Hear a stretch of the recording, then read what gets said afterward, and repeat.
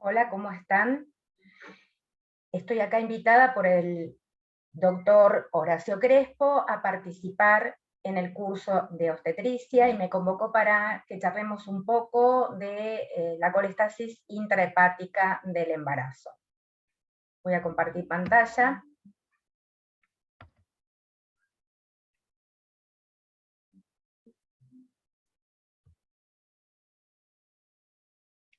Muy bien, la colestasis intrahepática del embarazo es una hepatología bastante frecuente y es la patología hepática más frecuente del embarazo, que se debe a un trastorno en la homeostasis de los ácidos biliares a nivel del hepatocito materno, lo cual genera acumulación y elevación de los mismos en sangre. Es una patología frecuente en la práctica obstétrica y suele presentarse en el tercer trimestre con resolución espontánea luego del nacimiento.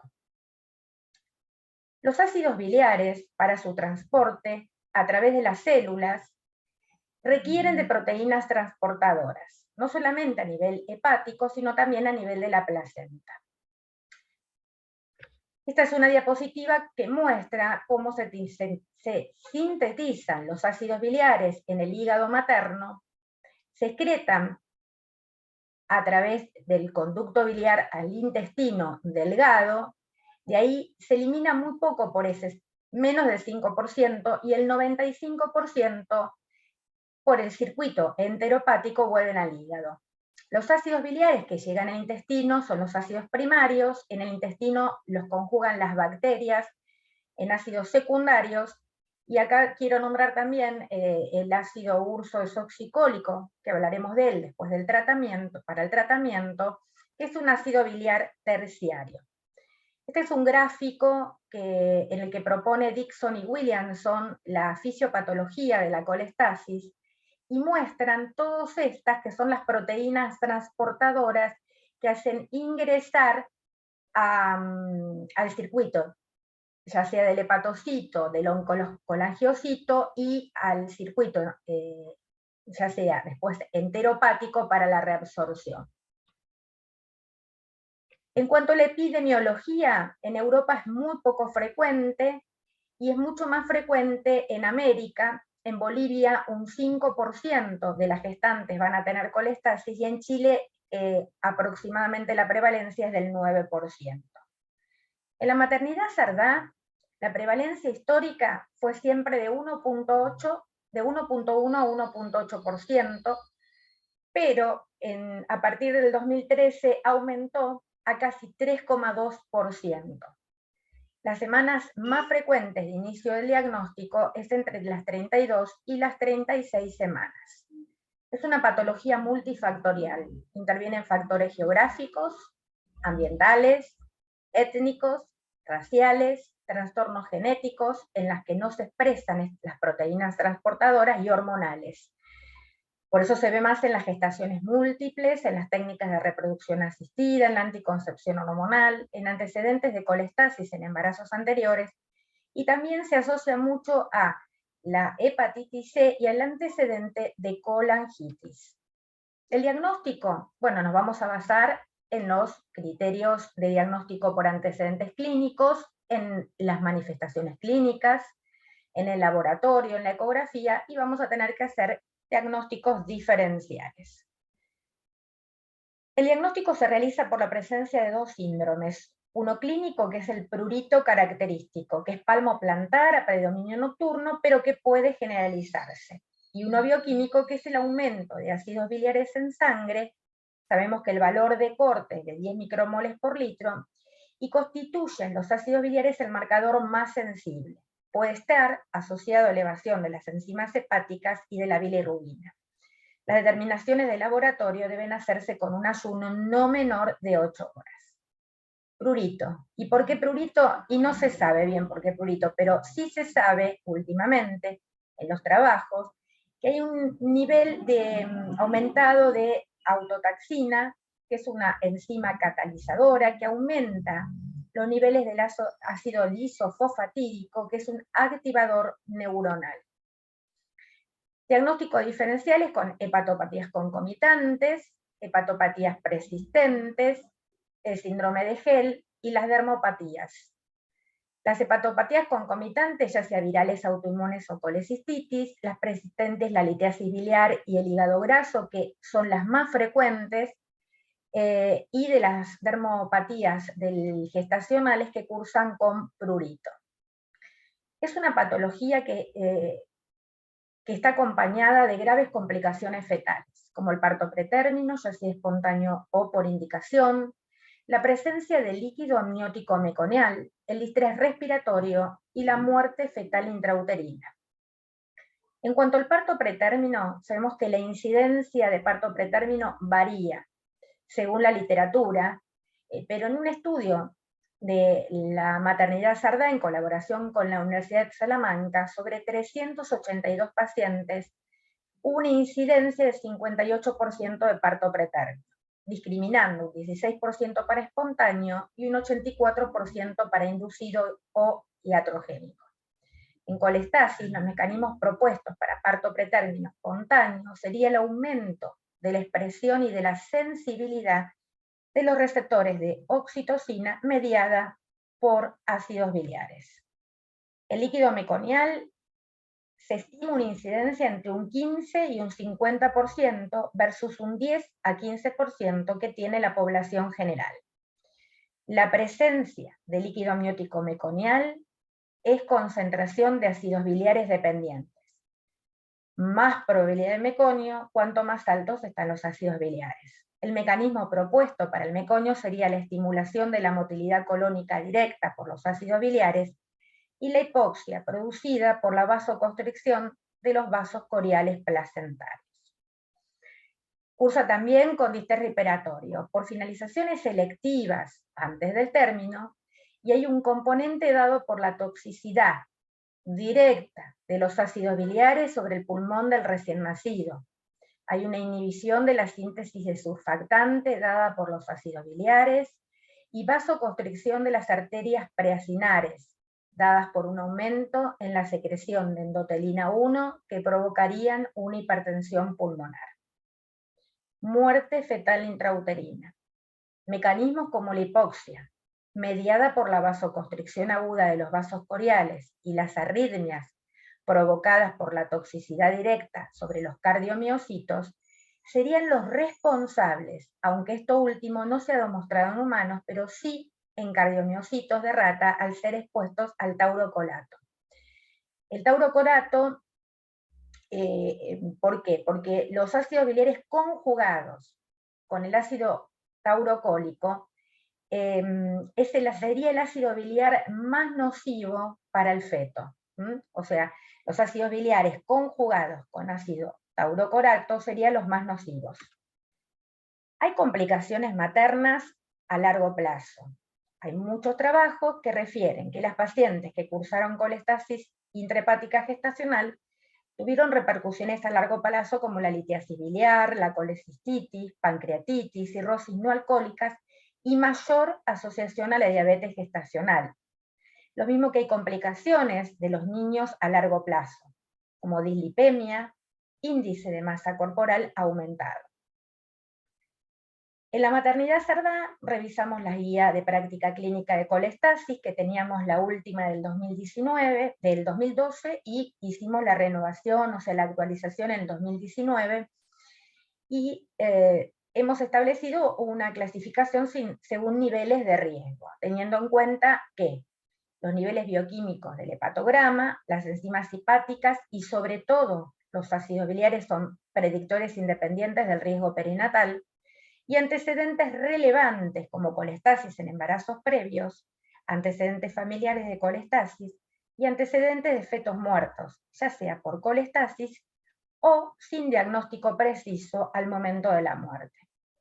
Entonces la clasificación es alto riesgo, mediano riesgo, bajo riesgo y categoría especial. El alto riesgo, ácidos biliares iguales a mayores a 40 y enzimas hepáticas elevadas, al doble del valor de corte otorgado para el laboratorio. El mediano riesgo, ácidos biliares entre 20 y 39, y enzimas hepáticas aumentadas, pero no mayores al doble del valor de corte del laboratorio. Bajo riesgo, el A y el B. El A es cuando ácidos biliares menores de 20, el resto de hepatograma está normal y nunca se alteró, y el B son ácidos biliares menores de 10, pero con hepatograma normalizado al momento, bajo el tratamiento.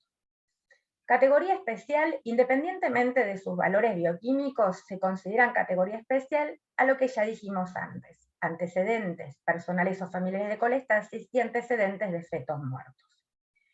El año pasado participamos junto a otras maternidades del consenso de SOGIVA, y de acuerdo al riesgo perinatal y según los parámetros bioquímicos, ellos clasificaron, y esta sería la clasificación que quedó de este consenso, el leve, moderado y grave también, pero variaron los valores de ácidos biliares. Ácidos biliares de 10 a 39 leve, ácidos biliares de 40 a 99 moderada, y ácidos biliares iguales o mayores a 100 severa. Cabe, el replanteo de muchos trabajos, sobre todo este último trabajo publicado en el Lancet en 2019, que asocia el riesgo, sobre todo de muerte fetal, a ácidos biliares mayores de 100. Por eso el cambio en la clasificación. Hay algunos libros, algunos trabajos que hablan de probable colestasis intrahepática del embarazo, y estas pacientes serían aquellas que cursan con un hepatograma alterado e intenso prurito, pero todavía no tuvimos diagnóstico por ácidos biliares. Entonces no entrarían bien en la clasificación. Entonces, hasta la determinación bioquímica las consideramos probables colestasis. Comenzamos, por supuesto, el tratamiento esperando el resultado de los ácidos biliares para hacer la correcta clasificación por riesgo bioquímico. Y bueno, la categoría especial era la que hablábamos de este grupo de pacientes que, más allá de si están en zona leve, moderado y severa, tienen mayor riesgo de colestasis o de complicaciones por haber tenido antecedentes personales o familiares o fetos muertos. Se deben considerar a estos factores de riesgo, se debe considerar dichos antecedentes como un factor de riesgo, independiente que agrava la categoría de riesgo.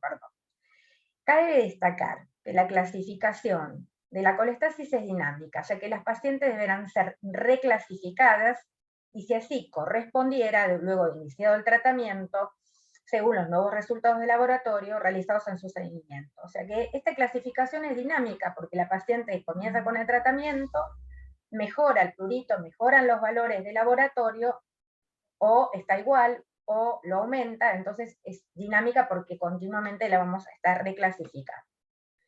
El plan de estudios: hepatograma, con ácidos biliares, coagulogramas, serologías para las hepatitis, ecografía hepatobiliopancreática, ecografía obstétrica, considerar la realización de estudios de virus hepatotropos como el citomegalovirus y el Epstein-Barr, y la evaluación por el servicio de hepatología.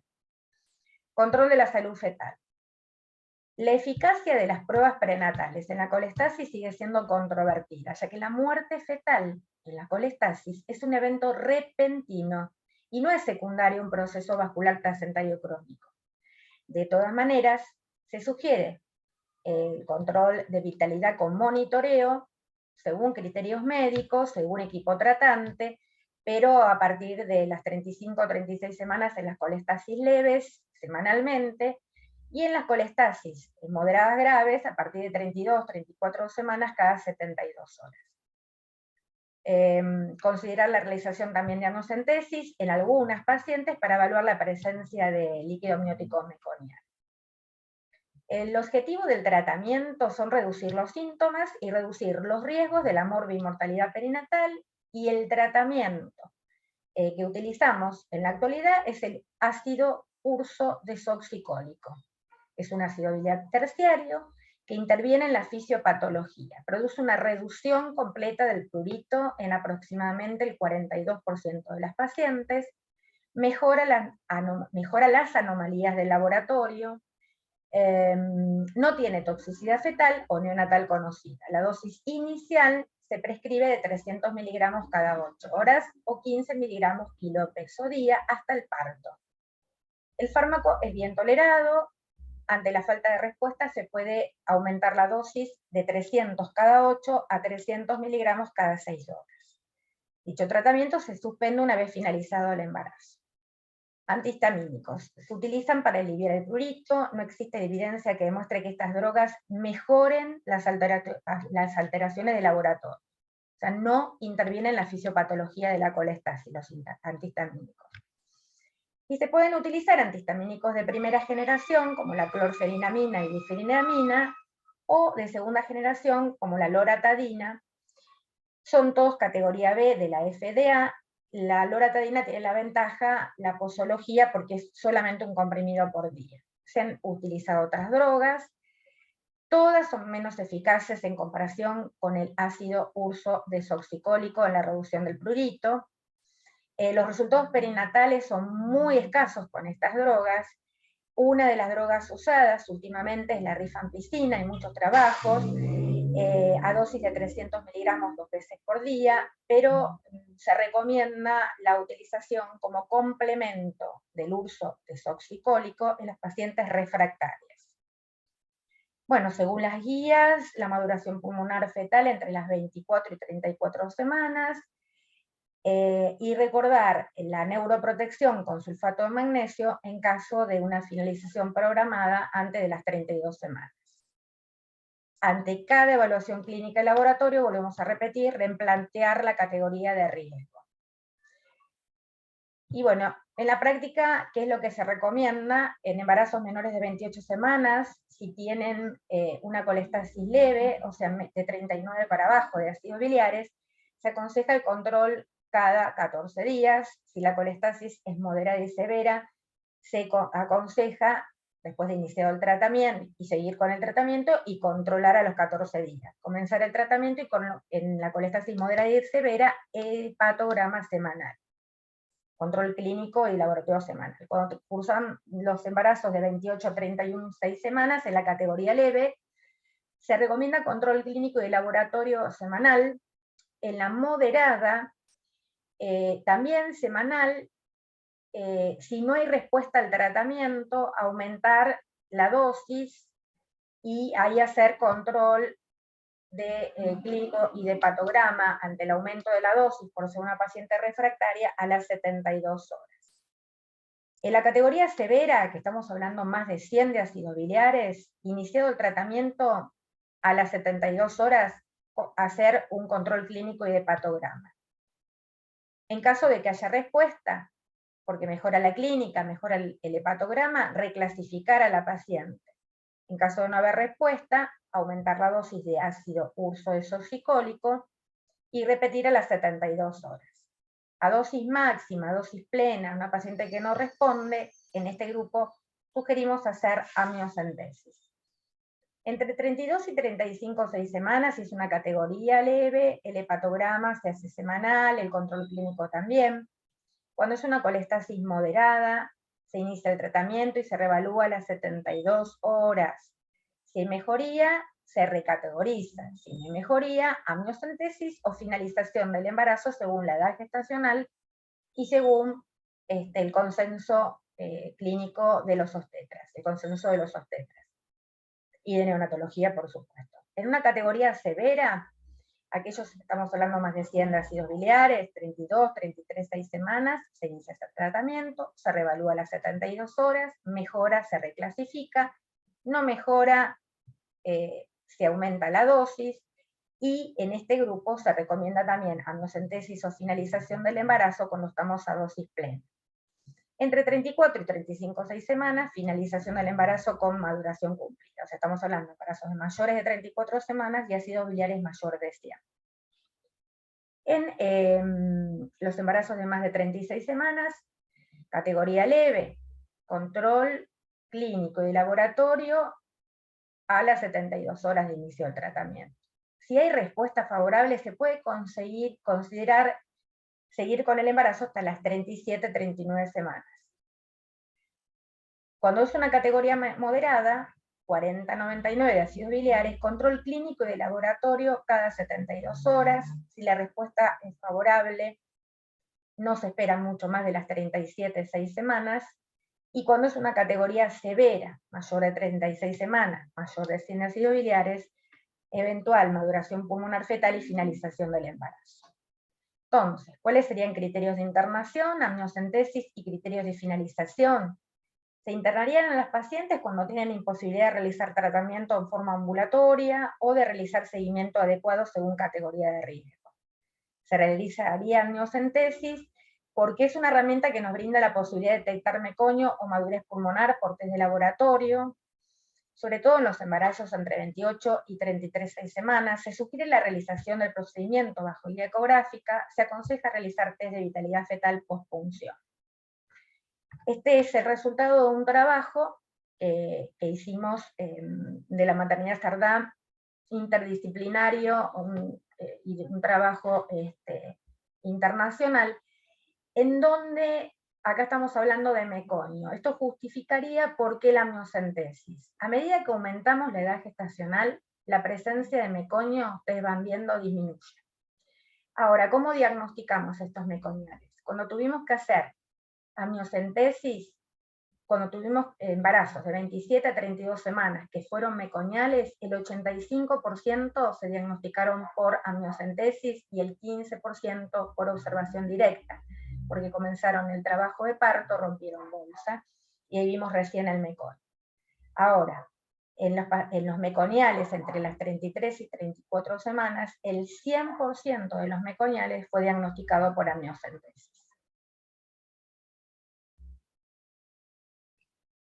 Frecuencia de meconio, y entonces estos gráficos, estas tortas, hablan de cómo diagnosticamos el meconio.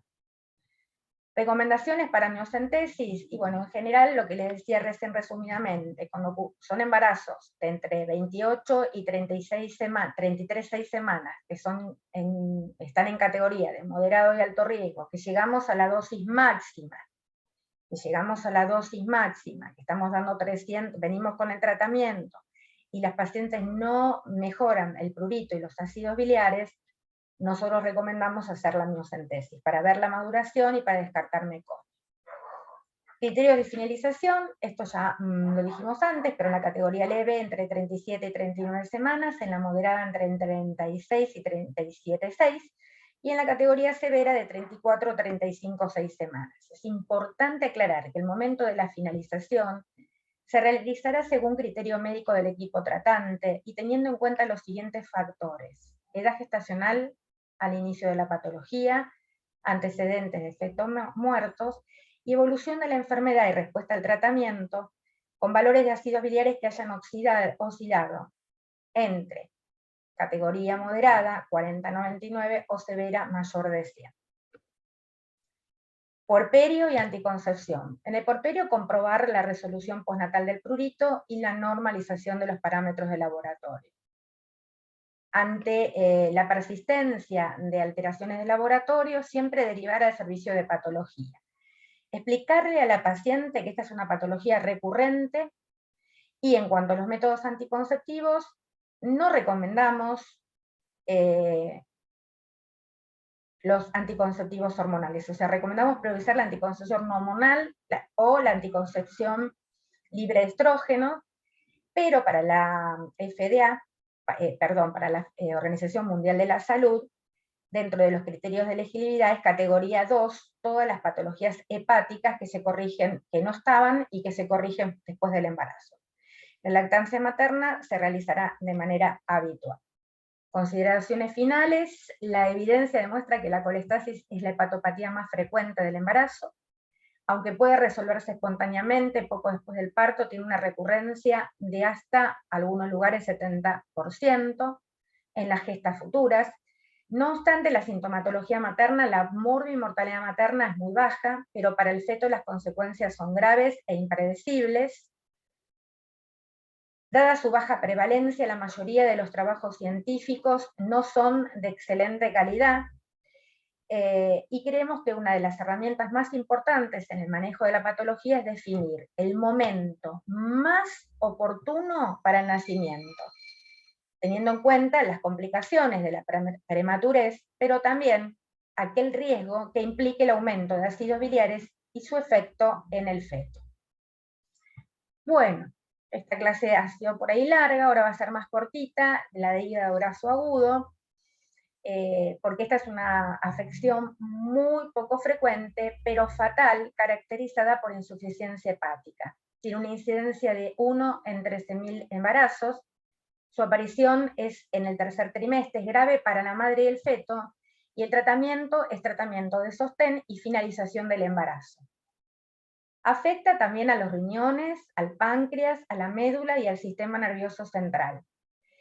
La patogenia se ve una infiltración grasa microvesicular del hepatocito. Se asocia a embarazo gemelar, a feto masculino, a primigestas, a obesidad, a diabetes y a colestasis intrahepática gestacional. Clínicamente se presenta con ictericia, con náusea, con vómito, con dolor en el hipocondrio derecho, con mal estado general, con la asociación de preeclampsia, de coagulación intravascular diseminada y de convulsiones. Y el laboratorio se presenta principalmente con hiperbilirrubinemia, hipoglucemia, hipocolesterolemia, aumento de las transaminasas. No realizamos por el riesgo de la coagulopatía, o sea, no se aconseja, pero la biopsia hepática es el gol estándar para el diagnóstico. La etiología es desconocida, pero en los últimos trabajos describen una mutación autosómica recesiva con un déficit congénito de una enzima, la 3-hidroxiacil-CoA-deshidrogenasa. Esta enzima participa en la beta-oxidación de los ácidos grasos en la mitocondria. Entonces habría un aumento de ácido araquidónico en la placenta con un aumento de la apoptosis del hepatocito. Hay una asociación entre madre y feto a la esteatosis, y hay algunas cosas que favorecen el hígado graso agudo, como las tetraciclinas, el uso de valproato, el déficit nutricional, algunas toxinas virales y bacterianas y los estrógenos del embarazo. Me gustó hacer este aporte de la fisiopatología. Durante el embarazo normal, la unidad fetoplacentaria metaboliza ácidos grasos libres para el crecimiento y desarrollo fetal. Las enzimas placentarias descomponen los triglicéridos en ácidos grasos libres, y estos ácidos grasos después se transfieren al feto para su crecimiento. Cuando existen defectos en la vía de la oxidación de los ácidos grasos de la unidad fetal placentaria, los metabolitos intermedios de los ácidos grasos se acumulan y entran en la circulación materna. Estos metabolitos intermedios y las especies reactivas de oxígeno asociadas son absorbidas por el hígado materno y causan infiltración grasa microvesicular al activar procesos también inflamatorios y causar necrosis hepática celular. O sea, este es el cuadro fisiopatológico que está propuesto desde hace muchos años. Acá tenemos publicaciones del 2006, de 1999, como una falla en esta beta-oxidación. Para hacer diagnóstico de hígado graso se utilizan los criterios de Swansea y tiene que haber por lo menos 6 criterios, que son criterios clínicos y criterios de laboratorio, que son los que ya hablamos antes. La mortalidad materna y fetal han descendido desde la década del 80 a la actualidad. La materna, entre el 80% y 90%, que se morían en la década del 80, se ha reducido un 15-30%, y la fetal de un 70% al 14-20%. Este descenso de mortalidad global se debe principalmente a que se hace un diagnóstico más precoz, a que hay un mejor manejo de la paciente en unidad de cuidados intensivos y a un tratamiento más agresivo y eficaz. Pruebas complementarias para el diagnóstico: la ecografía hepática, la tomografía, son estudios que, como vemos en esta ecografía, van a demostrar el aumento de la congenicidad hepática. Esto es como se ve en la microscopía, la tinción de los lípidos y en el microscopio electrónico. Una cosa importante, que en esta patología la arquitectura hepática no se altera, y la afección es mayor en los hepatocitos periportales. El tratamiento requiere de un equipo interdisciplinario, es un tratamiento de sostén y finalización del embarazo. Hay algunos trabajos que reportan la prevalencia de esta patología. Acá hay un trabajo que durante 37 años tuvieron 51 pacientes, la sobrevida al nacer fue de 57%, asociada a la prematurez en un 40% y que las pacientes mejoraban su laboratorio el séptimo día postparto, postnacimiento. El doctor José Luis Golubicki, el ex jefe de terapia intensiva de la maternidad Sardá, me aportó estos datos. En 21 años hubo 8 hígados grasos agudos en terapia y 300 pacientes con síndrome de HELLP, mientras que en ese mismo periodo, en esos 21 años, tuvimos promedio 150 colestasis anuales, o sea, en esos 21 años 3.150 colestasis. Esto para que veamos cómo se repartieron en nuestro hospital las hepatopatías del embarazo. Bueno, muchas gracias por su atención. Espero que haya sido la charla de su agrado. Hasta lo pronto.